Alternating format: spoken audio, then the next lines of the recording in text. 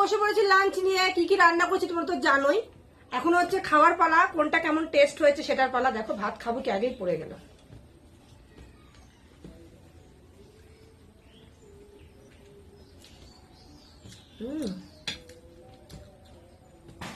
কলা গাছটা খেতে খুব ভালো হয়েছে। কলা গাছ আমার বাবু বলতো, ওমা একদিন কলা গাছটা রান্না করবো, একদিন মানে থোর ভাজা করে আমার ছেলেকে খেতে দিয়েছিলাম।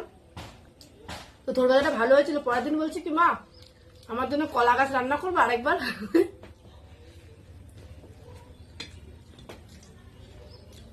তো আমার কলা গাছটা আগে মাথায় আসে ওই জন্য।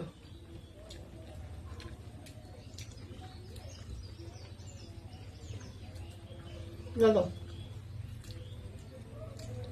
শুধু খেয়ে যাবে, কোনোদিন প্রশংসা করবে না।